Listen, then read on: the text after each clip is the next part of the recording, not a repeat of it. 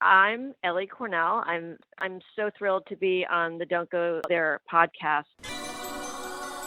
In a world where zombies, ghosts, serial killers, and vampires all exist, it's Nico, Brian, Mike, and Dustin, and they are all that stand between you and the films that could end the world. Welcome to the Don't Go Out There Horror Movie Podcast. Welcome back, everybody, to the Don't Go Out There Horror Movie Podcast. Just want to thank all of our fans and listeners.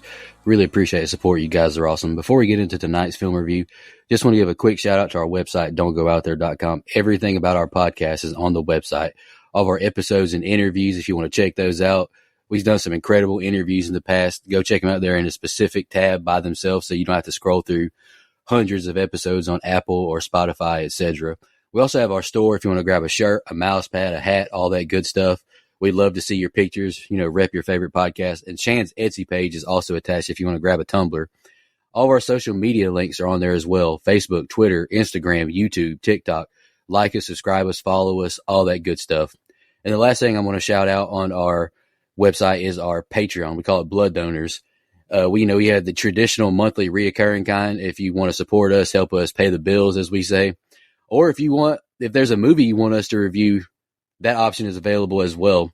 Just check out our website, don'tgoouthere.com. Also, if you haven't noticed, we've recently joined the Believe Network. So there's some ads on our program now. But if you want ad-free content, go check us out on Blood Donors. The ad-free episodes will be available there. We appreciate your support. We hope you enjoy the episode.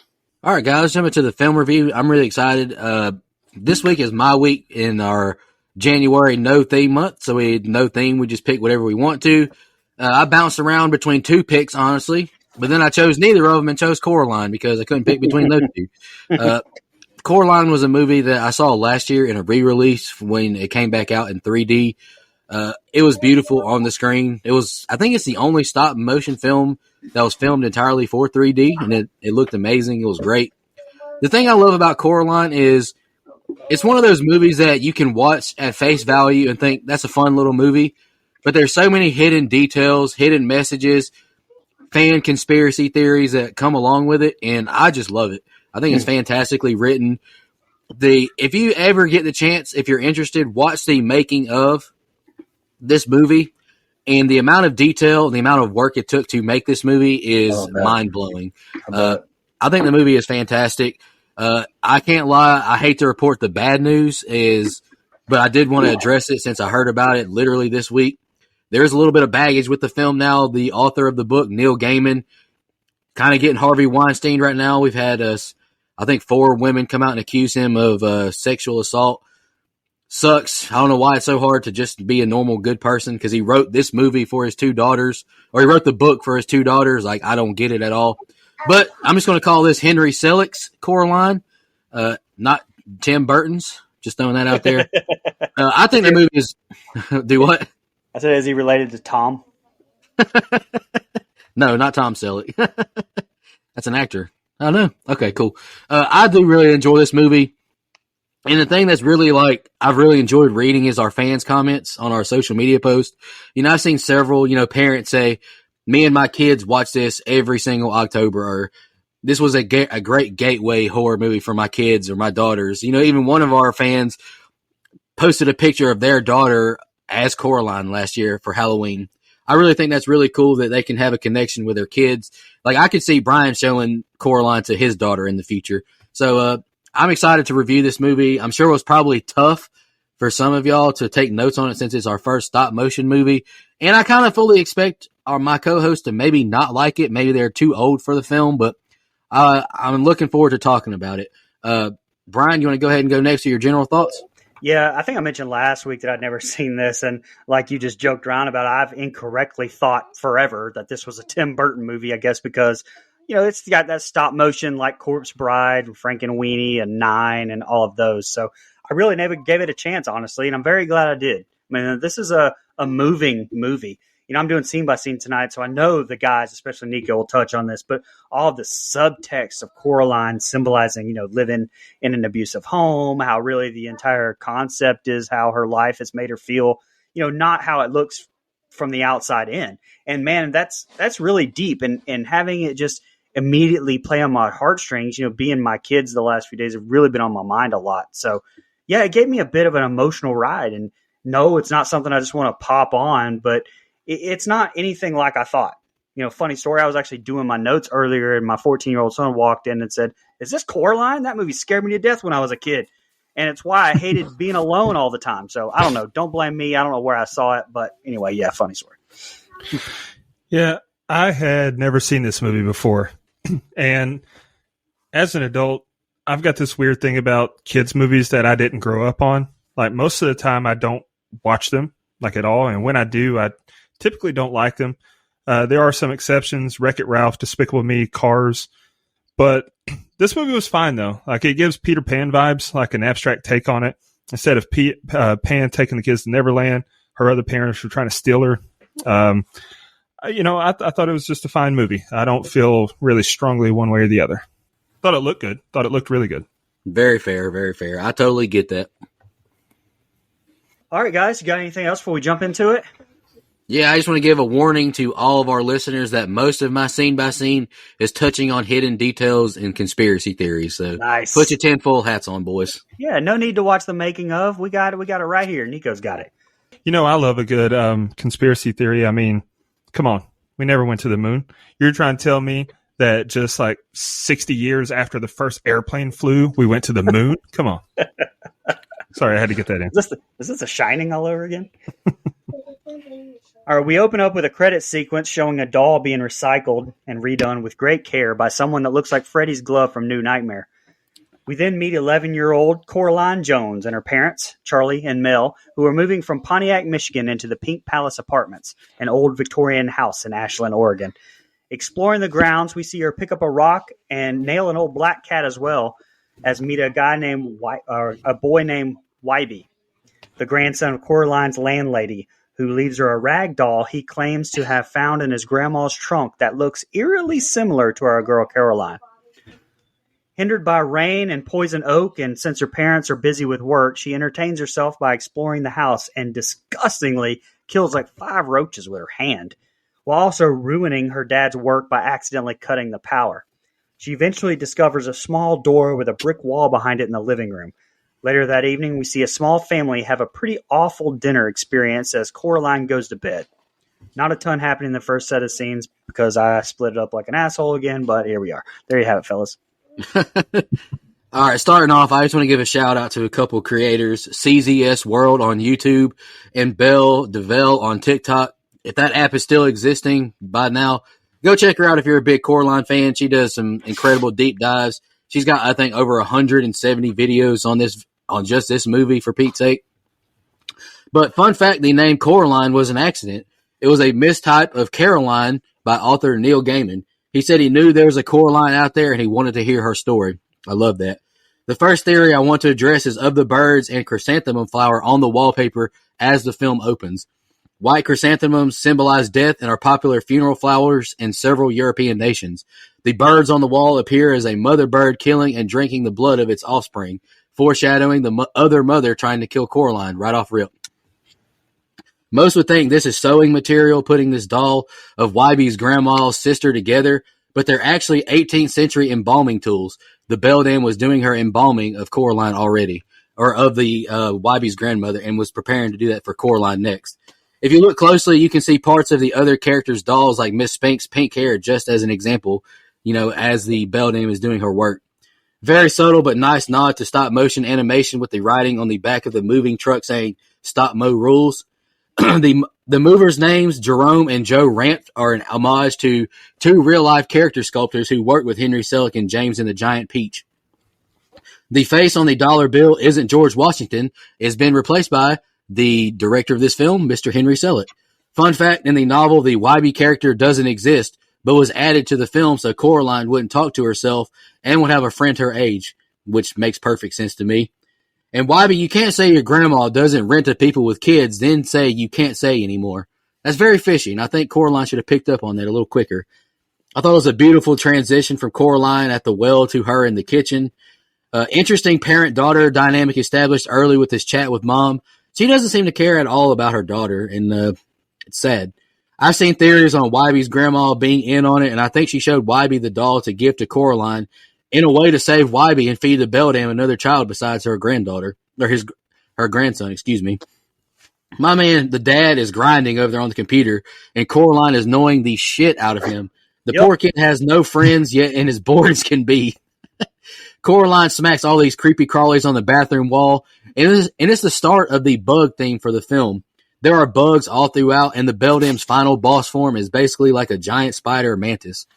I can't be convinced the doll isn't haunted or the house isn't. How did the doll go from the table to conspicuously by the hidden door in the wall? Mom is a bitch, man. Why is she snapping on Coraline like that? She is just exploring the new house. I don't get it. This food, it looks disgusting, and the dynamic is so weird with the family. Like, everything is just off. Praying mantis picture holder, another bug reference, and Dustin, this is the last thing I got. Fun opening to a movie unlike any we've covered so far. Look, no offense, but she's kind of being an annoying ass kid. So I feel for that. The mom is just trying to work. The dad's just trying to work. Y'all, you got to find something to do with that kid. Woo. Yeah, my first takeaway is that I believe I know how to sew after watching this intro. That's a skill I didn't possess before, so thank you for picking this, Nico. Then, given the movers $1, I would have loaded those boxes back up and taken them back with me until they want to fork up some real bread. And she calls him, "Why were you born?" That's a sick diss. Nice burn, Coraline. I will say, though, Wybie, man, you need to stand up straight. Your neck is going to really kill you in your older age. I really like the look of this film. Stop motion, when done right, is so cool. Like, I love how the dirt showed up on her jacket when she wiped her hand on it, and then the raindrop on the ink and paper. Hats off. I thought it looked incredible. I disagree with Coraline's mom. Rain doesn't just make mud. It also makes corn, and corn makes whiskey, and whiskey makes Luke Bryan's baby feel a little frisky. Her dad has terrible fashion sense. Aside from the Michigan State sweater, I hate the jeans and flip-flops look. Put some real shoes on with jeans, people. Like, it just doesn't look good. Cool scene transition when she falls back in her chair at the dinner table and then falls into bed. I don't love or hate it so far through the open. It's fine. Gave him $1, and it wasn't even a real fucking dollar. I mean, it was Tom Selleck's face. So what do we know? Yeah, I would have taken that straight to the police and got them arrested for passing counterfeit bills. Yeah, I will just say I love this opening credit scene a lot. I mean, the music, kind of sewing the characters together, the animation style. I love all of it.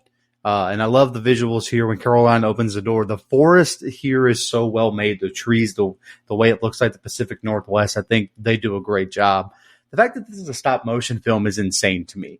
I will say, this is a fucking ugly cat, right? I think we can all agree this is not a cute cat. I don't know if there's such thing. Sorry to our cat people out there. It's not my cup of tea, personally. More of a dog guy. YB, buddy, you're an annoying ass dude. Like, you just are. Like, and I'm going to repeat myself, as I always do, multiple times throughout the show about how annoying YB is.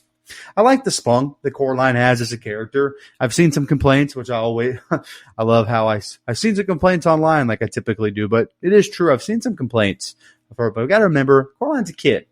She's a little annoying, sometimes ungrateful, but that is just her personality. Again, I wouldn't be that mad about moving to the Northwest personally if I were her. I will say both of her parents are nonchalant, kind of a-holes in the beginning. Of course, as an adult, things go on. You can't always be chipper all the time. So you try not to take it out on your kids. I'm sure, you ones with kids would be able to attest to that more. My God, this is an outdated computer my man is typing on. Even for them. Like, that's a Macintosh 94 right there, buddy. That is some old stuff. Again, I don't know if I could live in a house that was 150 years old. Like, I know that's a long time ago, man. I don't know if I'd want to do that. That's a lot of upkeep to keep up with. I will say, if you unplug my shit and the power goes out while I'm trying to do my job, I'd be pissed if I lost all my work like that.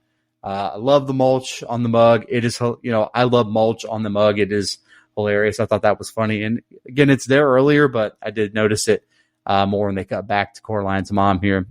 All right, I take back what I said because I don't completely take it back, but I forgot how annoying Coraline is here in the beginning. I mean, again, I know they just moved there and they got a lot going on, but dinner needs to look a little bit better than this, though. Like, she's annoying, but also let's do our part. Let's feed her some decent food. Again, someone left a little look-alike doll for me. I personally wouldn't want to sleep with it. That's just me. That's all I had on that set.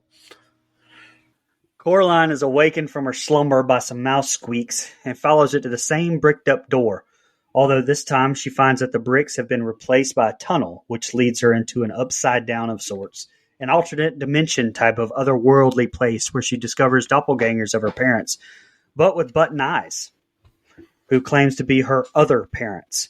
She discovers these parents being drastically different, who lavish her with delicious food only comparable to Lambert's Cafe in Foley, Alabama, and attention, something she obviously craves.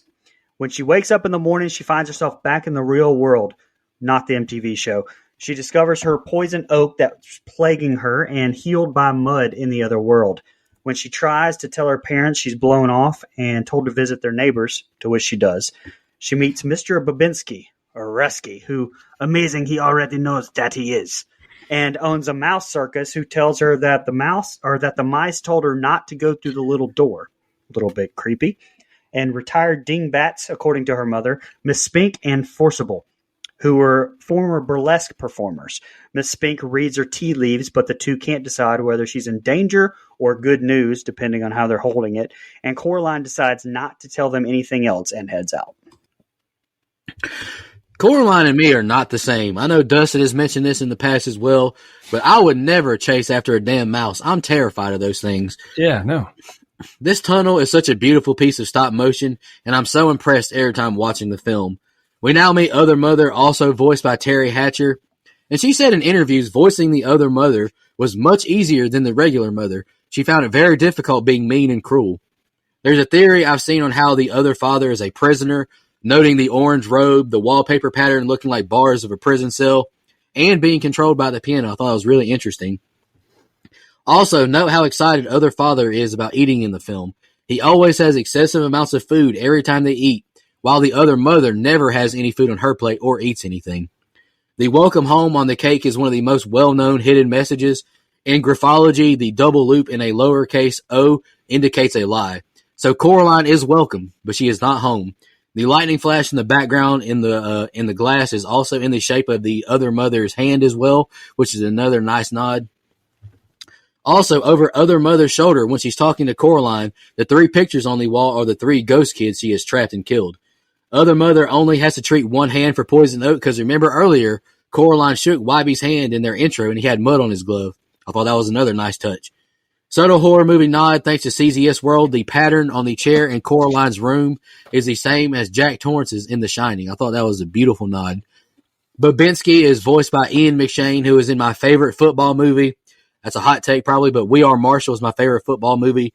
And he's in American Horror Story Asylum, which I will pick on DGOT, the series, eventually. I thought that was a really good season. Babinski almost neuters himself leaping off the balcony with them garden shears Coraline is holding. That made me clench up a little bit, I'm not going to lie. Spink calls her Caroline too, adding to her frustration with the real world of not being acknowledged for who she is or being taken seriously. Coraline stuck her whole shoe on that taffy. That's wild as hell, though, launching that whole bowl and it gets stuck to the roof. I just know my teeth would break trying to eat that shit. And also, the last thing I got, look at the tea grinds in Coraline's cup as she's given a reading by Miss Spink. They look just like the Bellam's hand. Just beautiful, beautiful nods for the film. Go ahead, Dustin. Yeah, interesting development here when she climbs through the secret door and finds her other parents. That's very trippy. I like the way that was done. And then, who needs that many vegetables at dinner, though? There's 2 adults and a kid, and they need 10 cobs of corn and 2 huge bowls of peas. Seems very wasteful. Not gonna lie, though, a chandelier that dispenses milkshakes, that seems like $1 billion idea. I need one. Very creative very creative effects for the steam from the tea kettle. Looked like some cotton with a fan blowing on it. It looked great. I thought that was awesome. Upstairs neighbor Babinski. Real creep. Not only was he weird, but stretching like that while wearing shorts that short in front of a little girl, that's borderline pedo behavior. Then he almost teabags her from the top rope. Unreal. Shout out to Ian McShane, though. Love the John Wick franchise. I know Coraline wants to murk everyone she encounters, though. Messing up her name like that, ooh, I get annoyed when people call me Justin. So I know that she felt like the rage, the anger sharks are swimming in her head. I'm still not sure how I feel about the movie, but onward we go.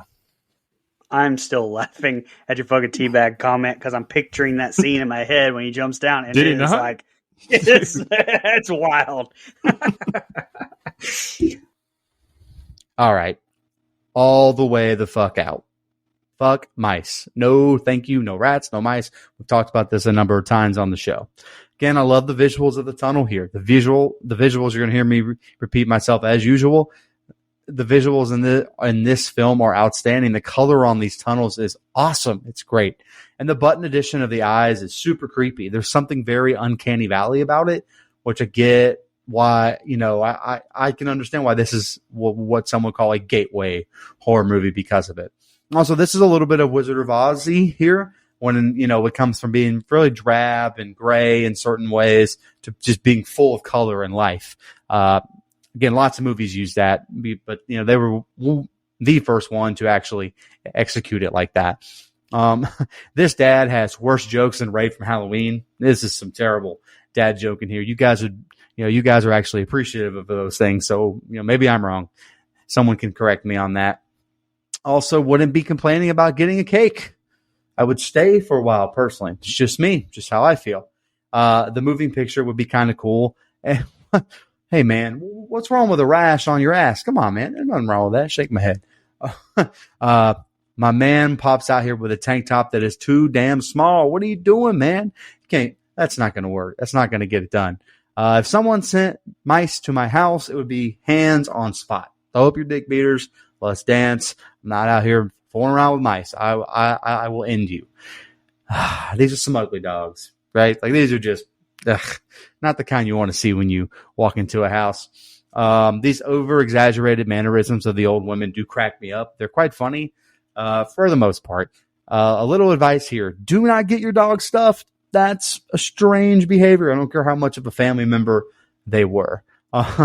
Again, this is how I feel about real fortune tellers, and this is the last thing I have, but this is how I feel about how real fortune tellers and psychics operate. They just gotta make things up as they go. Sorry, just my opinion, but that's all I had. All right, leaving Spink and Forcible, she runs into Wybie, who tells her how his grandmother's twin disappeared, presumably stolen, when they were children, all after they discover the amazing Slugzilla. He also tells her that the Pink Palace is dangerous. Later that evening, Coraline returns to the other world when she is awakened by the three mice yet again. There, she meets a mute other, Wybie. After visiting the garden she'd always dreamed of having, shaped just like her face. The two find the other Mr. Babinski's place and watch a mouse performance in a real circus, after which she goes to sleep and awakens back in the real world, finding remnants of popcorn kernels in her room. After a seemingly awful day in the real world, coupled with being offered a mustard ketchup wrap for lunch, sounds fantastic, Coraline finds herself longing for the other world, to which she finds herself during the daytime this time, after unlocking the small door again. This time she runs into the cat. Wow. This time she runs into the cat she met at the beginning of the movie, who can travel between the worlds. He warns her about the other world, but gets distracted and takes off himself. Or Wybie stalks Coraline. This is one of my favorite little hidden messages that I love. But Wybie stalks Coraline, claiming to be looking for banana slugs. Banana slugs have a mucus on them that can numb the tongue of predators, and in the other world, Wybie is mute. I think that's fucking brilliant. Coraline needs to be on her toes, hearing that Wybie, the grandson of the owner, not being allowed in the Pink Palace. That's sketchy as hell to me. And I've noticed very, very early on how Grandma keeps calling him when he's with Coraline over there. She does not want him going in that house. It's interesting to me that Babinski told Coraline that the mice warned him about Coraline with the door, but they lead her to the door. It's like almost if there's a parallel going on. It caught my eye when Other Mother compares Other Father to a pumpkin. This is just my own theory, but I think she's insinuating he's a hollow shell whose face you can choose how it looks like one that's being carved. I just thought that's just my theory. I like that too. Other Father riding a praying mantis, another bug reference. Other Father with a huge plate of breakfast for dinner while Mother has nothing again. The man only gets to eat when Coraline visits, and he has to eat as much as he can when he can. I do want to know how Coraline willfully enters the other world but wakes up in the real world. Is this all in her head maybe? I don't think so, but Who knows? There's so many different theories. Who fucking knows? Another bug reference, they drive a Volkswagen Beetle. Cotton knit gloves costing $24.99 back in 2009 is fucking crazy. How much y'all think them joints would be now? 60, 70 bucks? Ain't no way, boy. Them things going to sit there and collect dust. Nah, we'll get them off Amazon, baby. Coraline gets snappy. My other mother would buy them. Whew. There's a video from Belle DeVille pointing out that this is the time when the Beldam kidnaps her real parents, noting the suspicious-looking woman out the window who seemingly hears Coraline when she says, my other mother would buy the gloves. If y'all go back and watch that scene, there's another woman outside of the store, and she's watching Coraline and her mom the whole time. It's very interesting. Coraline is terrible at stacking books, my goodness. She trying to get OSHA on her ass? If this is the real world, where did the bricks go? Or is this in her mind, perhaps? The cat is voiced by the legend himself, Mr. Keith David, who's making his 4th appearance on our show. Previously in The Thing, They Live. Shout out to John Carpenter. It's his birthday. Both of those are his movies. And Pitch Black, and now this. And this is the last thing I got. If a black cat tells you to be afraid of this place, that's advice I would take personally after watching all these horror movies. And I have a feeling Keith David will be making more appearances on our show if we ever cover Requiem for a Dream and Jordan Peele's Nope. But anyway, at this point in the movie, I'm starting to think that he's got the same agent as Vin Diesel because the cat doesn't talk and he's getting paid. Kind of like Vin Diesel getting a bag just to say, I am Groot. I know Nico gets that reference. I respect it. I like the introduction of the main plot here. Wybie's grandmother's sister was stolen. It's just a great way to plant the seeds for Coraline's other parents and what they're actually up to. The other parents in their world look like so much fun. Great job building that element and making it, like I said, like Peter Pan, promising this better world. Just come be with me. Finally, 45 minutes in, Keith David earns his paycheck. So I take back what I said earlier. He does actually talk in the movie. Not much to say on this set of scenes, but that's not a negative. All right. A wuss puss is something I am stealing. I'm stealing that line 100%. And just another groan because I hate the character of Wybie. He is an annoying kid. He's trying his best, but I don't know. Maybe because I'm older, I just find him annoying. Again, blue flowers look amazing. The animation, it's just outstanding. I just kind of forget how much I love the art style of this film. Breakfast for dinner is elite. What an elite thing. I wish I could do it all the time. Actually, this week, because of my meal prep, I will be having breakfast every single night. Also, we're getting a little bit of good parenting here from this Bizarro World version of the Coraline parents. Again, we know what ends up happening, but right here, I'm like, I can see why you'd want to stay a while. So far, the Button Eye world is elite. I don't know if I'd want to leave either. It does turn on her, though, very quickly. The scene with the mice band is just some really cool animation. Like, it is just like a really cool animated scene there. I would hate waking up to this gray-ass world after being there all night. It's like being hungover after a great night of partying. Like, that's not going to be near as fun. I don't want to be here. I want to go back to last night when it was fun. So I understand that. Dad being drunk, that's a straight up adult line. Pretty funny dialogue for a movie that's kind of made for younger kids and families, I think. Okay, now I feel bad for the mom here, starting to, because she's trying, and Coraline's been pretty hard to please. So, the world, the colorful world with the button eyes is kind of spoiling her for a little bit. Also, just another emphasis, fuck cats. Still in the other world, Coraline heads down to the other Spink Enforcible's place, dressed like a big theater, filled with the dead dogs, and watches a performance with a mermaid that would make Thomas Wake and Thomas Howard of the Lighthouse very happy, I'm sure. The other Wybie and Coraline return to the other home where, behind her back, other mother gives other Wybie a gesture to suggest something more sinister may be going on here.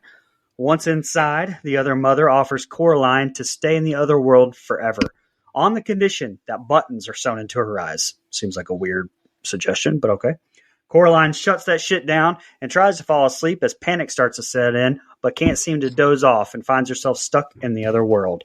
She confronts other father and gets some information that makes the other mother seem fucked up, causing her to run into the garden where she finds the cat again and stumbles into the empty white part of the world. The cat tells her mother only made what would impress Coraline and maybe just wants her there to eat, but he doesn't know.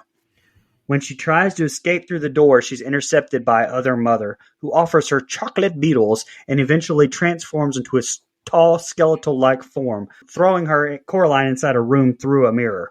There she meets three ghost children, who tell her that the Other Mother is an evil entity called the Beldam, who used the little dolls to spy on their unhappy lives and lure them into the other world with treats and games.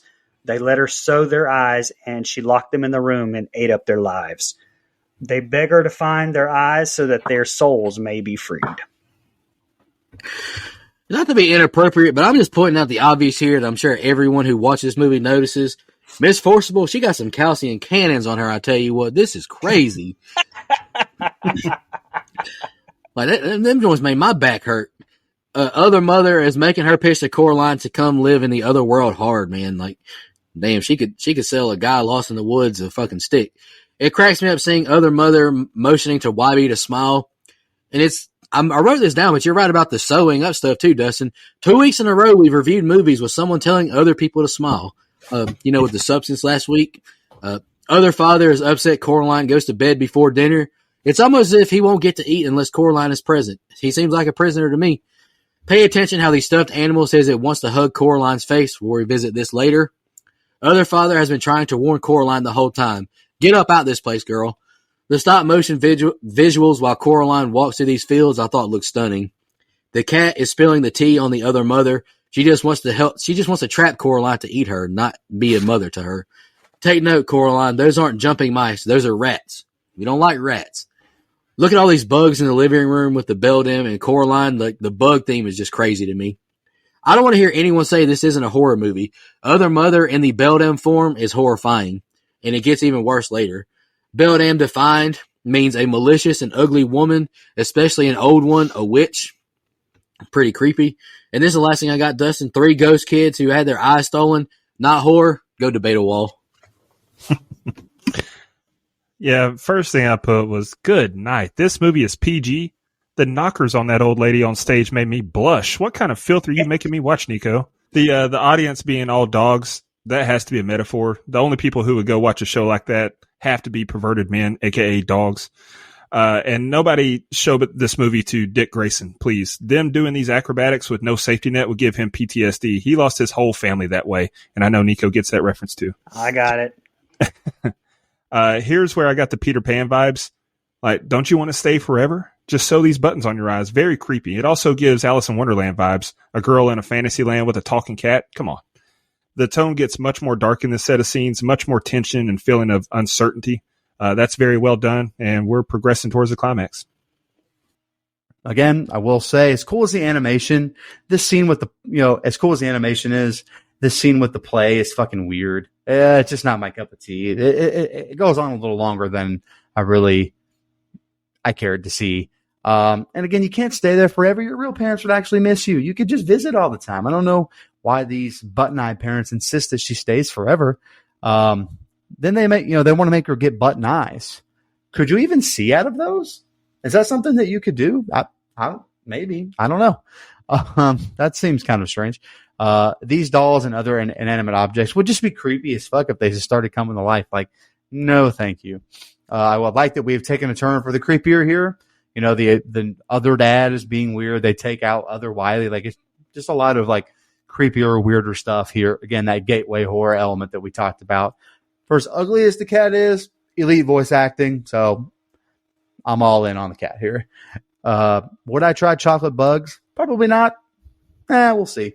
I don't know. You cover anything in good chocolate, I'll think about it. Again, I love this transformation into things getting really creepy. This mom is becoming a ramped up, scarier version of herself that was probably super creepy to young people that saw this movie for the first time. I can't imagine. Again, this start to a chase scene has some real moments of fear and dread, and I think they do a great job. But that's all I had.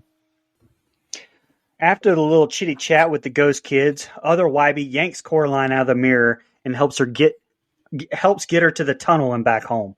Back in the real world, she finds groceries that look very old and opens the door to find Wybie, who is there asking for the doll back, saying it belonged to his grandmother's missing sister and he stole it. She realizes one of the ghosts looks like his grandmother's missing sister, and attempts to explain the situation, but the story doesn't exactly come across as sane. He dips out with Coraline chasing him out, throwing shoes at him. She finds her mom's phone, but still no mom and dad. Back at Spink and Forcibles, the two want to help her find her missing parents and give her a stone made of 100-year-old candy for bad or lost things. They can't quite remember which. Longing for her parents, she makes pillow parents and falls asleep crying that evening. Upon waking, the cat informs her that the beldam has kidnapped her parents, showing them to her in the mirror. After tossing the doll that looks like her mother into the fire, thankfully it wasn't a voodoo doll, by the way, she and the cat set out to rescue them. He tells Coraline to challenge her to a game that she won't refuse. Upon reaching the other world, Beldam swallows what we learn is the only key, and Coraline challenges her to a game. If she finds her parents and the eyes of the ghost children, the beldam will set them all free. If not, she will stay and allow the buttons sewn on her eyes. The beldam reveals that each of the missing eyes is hidden within the 3 wonders that she designed for Coraline, and she heads for the garden. Using the stone, she finds one of the eyes in the mechanical grasshopper, which comes to life, and while attempting to kill her, while being driven by an apologetic other dad, which I kind of laughed at, falls into the bridge, and other father gives her the first eye before being engulfed by the gray nothingness. All right, if you'll notice, other YB, he has the mother's chicken pot holder as his mask when he's grabbing Coraline through the mirror. I just love these subtle touches that the film does. And look at this tunnel as Coraline crawls back to the real world, and you'll notice clothing articles of victims past trapped in there. The ghost girl straw hat, the boring boy shirt and tie. Like, this film, just like the subtle nods, is brilliant. I just know YB thinks Coraline is nuts hearing all these stories she's sharing. I think one of the biggest messages of this movie is people just want to be listened to and heard. Like, I think that's simple, but I think it's powerful. Dakota Fanning does such a great job with the voice. I love the concern she stressed wondering where her dad is on the phone when she heard the voicemail. Another thing I think the film does great is showing us to appreciate what we have. Coraline crying in bed, wishing her mom and dad were here. I thought it was tough to watch. Coraline better be glad these aren't voodoo dolls, though. Lighting it on fire would have not been good, pal. Love the score that intensifies as Coraline gets suited up and headed to save her parents. Coraline gets hoodwinked and bamboozled.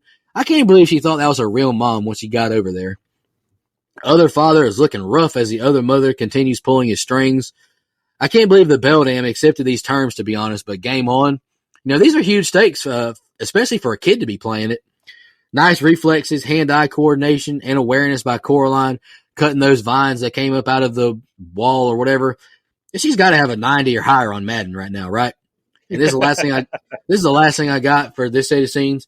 Shout out other father giving Coraline the eye, but notice the garden looking like the beldam as the father sank into the water. I think this movie is great, and let's get to the finish. I think that's the first time we got a positive Madden score rating for anybody. Chalk that up. Thanks. Coraline walking barefoot in the rain, that's a direct show of defiance against her mom. She'll track mud everywhere. She just had to throw her boots at poor Wybie. He didn't deserve that, and now you look at you, wet socks. Her parents being stuck in the mirror, that's a solid development.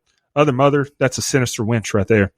Bold strategy from Coraline, risking her parents' lives on a scavenger hunt against an adult. Kids are so reckless, man. I'm ready for the finish. Again, YB talks way too much here.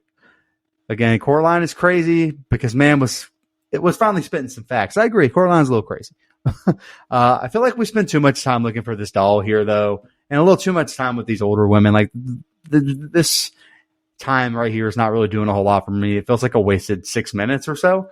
I know what I said about her parents before, man, but don't believe all that shit you hear on the internet. I've come around to her parents. I feel bad for them. I want them to reunite. It's the right thing to do. Again, her mom writing on that glass was heartbreaking. And, so was the dad doll on fire or in the fire. That's some tough stuff for a kid's movie, to kind of put that in there. It's just as heartbreaking as the death of Mufasa for sure. Again, when her mom turns into, or her, that transition shot where her regular mom turns into a creepy other mother, I know that had to be scary as hell for the target demo because it was almost scary as hell for me. So I completely understand it. It's so unsettling with the sweat and the bacon. It's just tensely animated. It's a great scene, greatly directed, really well written, all those things. The frogs in the flower look like a mushroom trip. This whole scene kind of looks like a mushroom trip, not going to lie. Not that I would know. Just saying. Cool shot of all the flowers dying here at the end, and that's all I had. I am kind of ready for the movie to wrap up, though.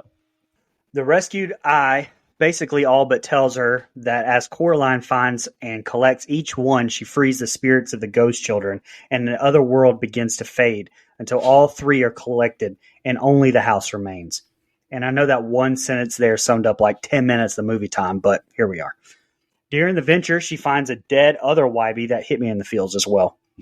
The beldam, now a spider-like monster with the hands we saw at the start of the film, challenges Coraline to find her parents and is warned by one of the dead ghost kids that once she wins, she still won't let her go. Realizing they are trapped in a nearby snow globe, she throws the cat to distract beldam before taking the snow globe and surviving Spider-Woman's web. Eventually, narrowly escaping through the door with the ghost children's help, severing the beldam's hand in the process. Coraline's parents return with no recollection of being kidnapped, and she warmly embraces them, and her mom bought her the gloves that she wanted. But it's not over yet. Oh, nay, nay. As the ghosts warn Coraline that the beldam is still after the cursed key. And as Coraline heads toward the backyard well to dispose of it, the Freddy Claw from New Nightmare sneaks into the real world and attempts to drag her back in. Wybie, having realized Coraline was right, comes to the rescue and destroys the hand. My man. And they both throw the key and the hand's remains into the well. The next day, the Jones family hosts a garden party for the Pink Palace residents. Wybie accompanies his grandmother to the party as Coraline begins to tell her about her missing sister's fate, which I'm sure won't come off crazy in the slightest. Go ahead. Exactly. I started this set of scenes off with some profound review talk, but an empty theater, mine and Dustin's dream. I love going to the movies, but I actually love when there's nobody there. I know that goes against support cinema, but by God, I know there won't be a bunch of rambunctious folk if it's just me there. But anywho, nice jump scare with the hands closing on Coraline with the Taffy sisters. More great awareness by Coraline throwing the flashlight at the bats. She's got to be up to a 95 rating on Madden now. Honestly, I think I'd rather have my eyes sewn shut over fighting an army of rats, but that's just me. Coraline takes a nasty stumble and she's almost out of time. I would break down crying too, sis. The man, though, Keith David to the rescue. Shout out him. He is him, Himothy. The visuals continue to impress me as the moon disintegrates and the world Coraline is in changes. The beldam is horrifying, and I have to compliment Terry Hatcher's voice acting.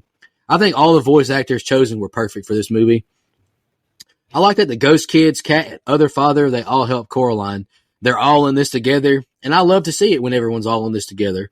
The room turning into the spider web looks damn good, and the other mother is horrifying in her final form. Coraline with great speed, climbing abilities, and hands catching that key in the air. She's working up to a pretty high overall rating on Madden. Dare I say, Lamar Jackson this year, maybe that high? Late fun fact, The father was modeled after Mr. Ted Raimi. Remember that octopus-like creature earlier saying it wanted to hug your face? That's an alien nod to the facehugger. When a cat or dog tries to stop you or warn you in a horror movie, you need to listen, Coraline. The hand of the beldam is creepy as hell, how it bounces around in pursuit of Coraline.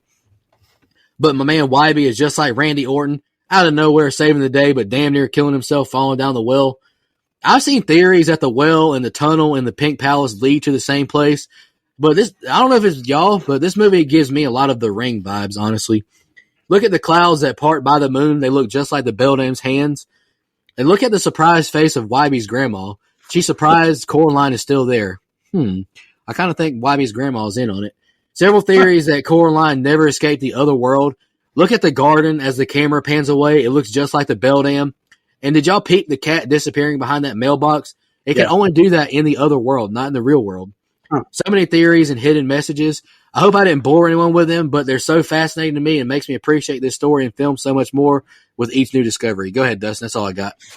Hey, so hold on real fast before you go. So if the tunnels and all that stuff leads to the same place, so them throwing the key down the well means they just gave it back to the beldam then, right? In theory, yes. I mean, none of this is proven. This is just conspiracy theories, tinfoil hat vibes. Gotcha. But I mean, if you look down the tunnel and you look down the well, they kind of look similar. Also, Nico, do you know Terry Hatcher from Desperate Housewives or Lois and Clark's Superman? I saw where she was in both of them, but I watched like an episode or two of Desperate Housewives because Eva Longoria back in the day, but Yeah, you. I'm not going to say I watched it. Yeah, I want to take this time to say, Nico, you are right. An empty theater is our dream. And tell a little story. The other night, I go to see Peter Pan's Neverland Nightmare, and I texted Nico, hey, there's only one other guy in this theater. This is awesome. And he goes, watch someone come in and sit right beside you. And I kid you not, as soon as I received that text, a guy sat 2 seats beside me, or 2 seats down from me. I was like, you gotta be kidding me. Hope you got up and left. I didn't, because it was just one. It was just one guy. There was 2 seats between us, so I guess he was 3 seats down from me. It was just one guy alone. One guy, he's not going to talk to himself the whole movie, so it was a peaceful experience. It was fine. But anyway, the bat dogs in the theater, that was an interesting concept and looked, but it reminded me of the monkey dogs we saw in Gladiator 2, so why not? I've seen crazier things. Solid jump scare when she tries to grab the pearl.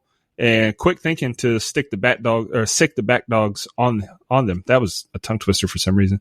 All those rats popping out of fake Mr. B, that would have sent me into a frenzy. I give up. You win. I'm out. Take my parents. Don't care.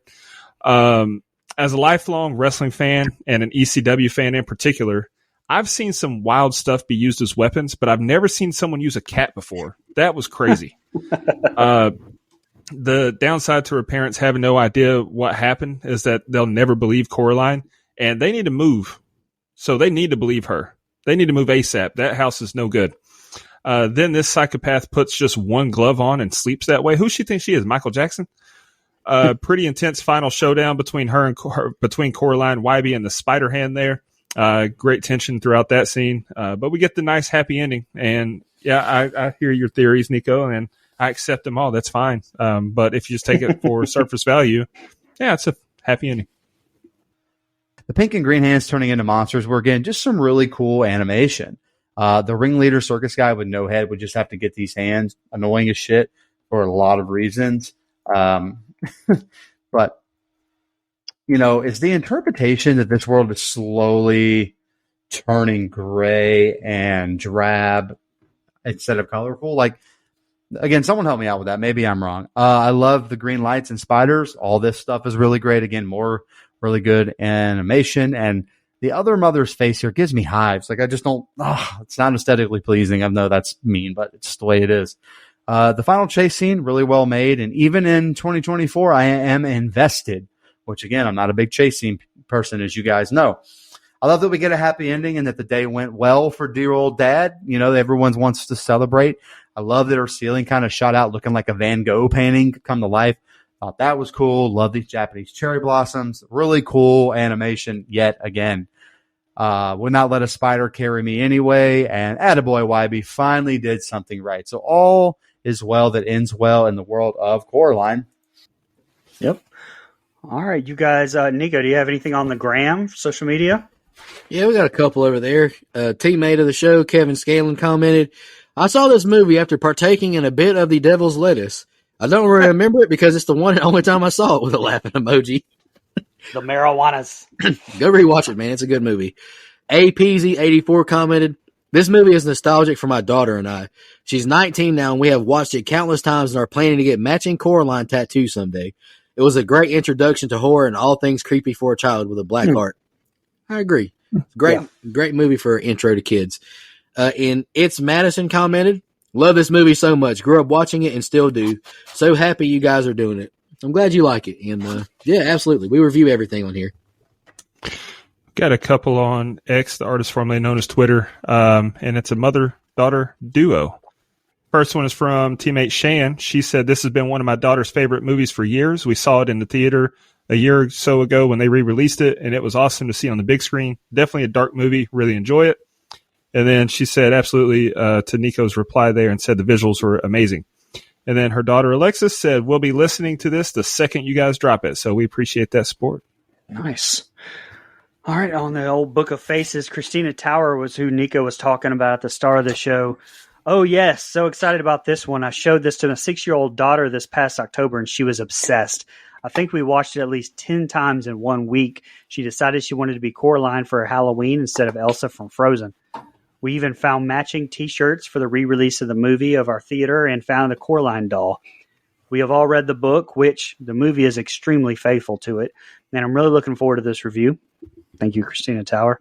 And Troy Ray. I have 5 daughters. This is my go-to gateway movie for scary movies. It never fails. We watch it still every October. Heck yeah. I love that. I got some fun facts. If anybody wants to go first, I got quite a few. If y'all want to go first. Dustin, you got any fun facts you want to share? I got quite a few too, so it's. You go ahead. I've read a lot. I've talked a lot. You want me to go ahead? Yeah, you go ahead. All right. Over 130 sets were built across 52 different stages at the studios, spanning 183,000 square feet. The 52 different stages were the most ever deployed for a stop-motion animated feature. That is roughly 4.22 acres. Wowzers. Wow. I could have just used Mike's house. During the meal with the other mother, the welcome home cake features a double loop in the O in home, but not in welcome. According to graphology, the double loop on a lowercase o means that the person who wrote it is lying. There is only one double loop, meaning she is welcome, but she is not home. The on-screen snow was made from super glue and baking soda, which anytime I hear baking soda, I think of Chappelle's show when he's like, y'all need to start cooking cocaine with baking soda. But anyway, it was originally going to be live action with Dakota Fanning portraying Coraline, and she agreed to stay on to provide the voice and got even more excited when she saw Coraline's look. There were 24 different puppets of Coraline used in the making of the movie, and each one took 10 individuals and 3 to 4 months to construct. Holy cow. The leaves, this is one of my favorite ones. The leaves in the scene where Coraline is returning to the well were created by spraying popcorn pink and cutting it up into little pieces. It took the crew 800 hours to paint 250,000 pieces of popcorn. Probably the best Holy shit. That's probably the best use for popcorn. It's a trash snack. Whoa. What? I hate popcorn. Coraline's facial combinations consist of 3D printed prototypes. There was a total of 207,336 possible face combinations for the character. There were also 28 different Coraline puppets, and the main one was 9.5 inches tall. Just 2 more, guys, I promise. The depth of the old well, calculated from Coraline's pebble drop, is about 116.8 meters or 381 feet. That's whoever listened to that and then calculated it using Sir Isaac Newton stuff. Get a hobby, man. Get an Xbox. But last one I've got is that Dakota Fanning was in everyone's favorite franchise, Twilight. She was in Twilight New Moon with Alex Mraz, who was in Bone Tomahawk with David Arquette. Okay. All right, I got a few. At 1 hour and 42 minutes long, this was the longest stop-motion film until Guillermo del Toro's Pinocchio from 2022, which runs for an hour and 57 minutes. So he had to one-up him by 15 minutes. The film Coraline was shot over the course of 18 months, following 2 years of pre-production. Wow. At one point in the movie, Coraline shows 16 different expressions in a span of 35 seconds. And we just touched on how long it took to do the movie and all the people to do the puppets. That's a lot of fucking work. And I'll go ahead and do the budget real quick. The budget was a $60 million estimated according to the Internet Movie Database. And the gross worldwide is $185,860,104. But that's after the re-release last year, which grossed over $51 million on a re-release. That's insane. That is insane. Wow.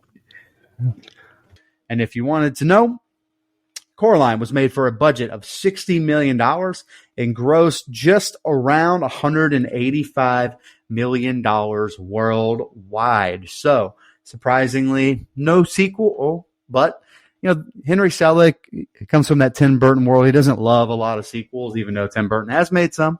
Beetlejuice for anyone. But all right, you guys want to, Dustin, you want to jump into your favorite kill, least favorite kill, which I'm sure we don't have, Yeah. and the rating. I didn't really have a favorite kill or least favorite kill. It was I just didn't. Sorry.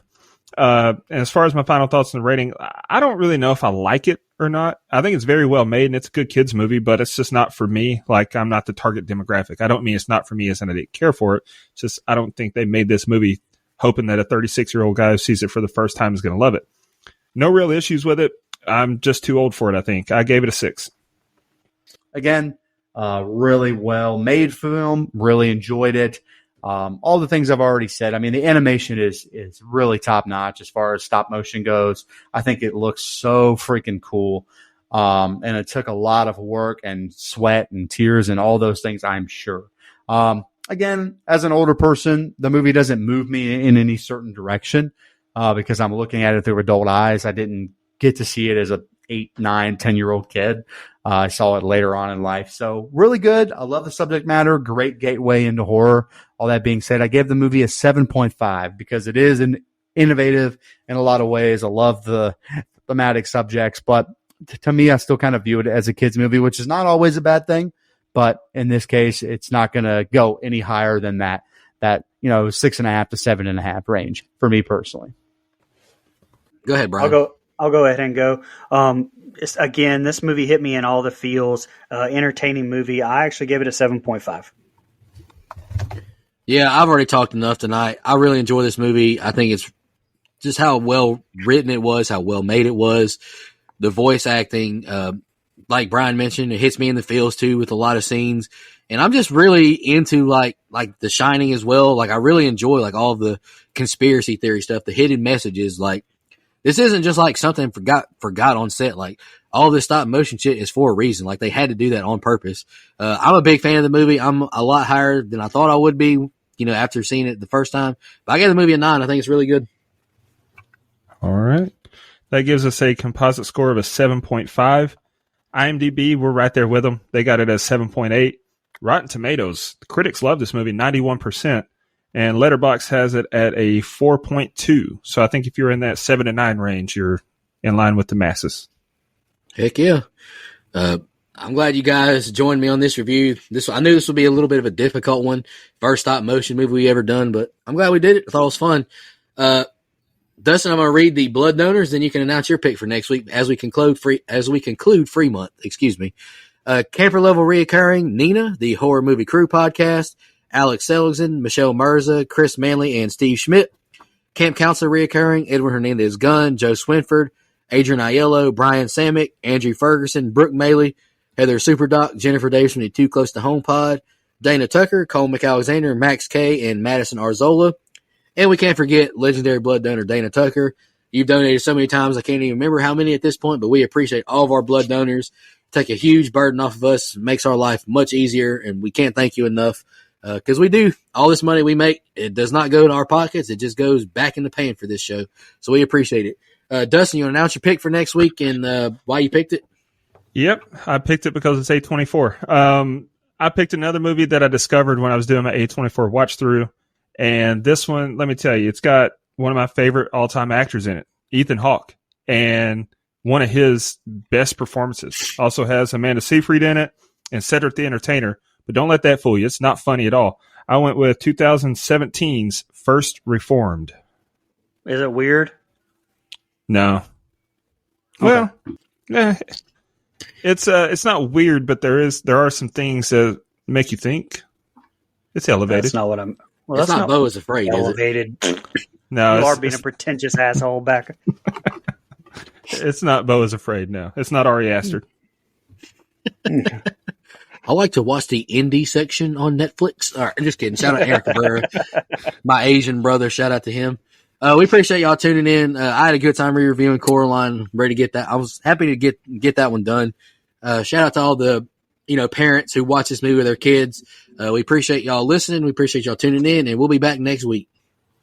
We didn't go to the moon. Thank you so much, everybody. I'll see you next week.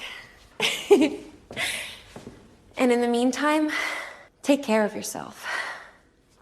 Just want to remind everybody.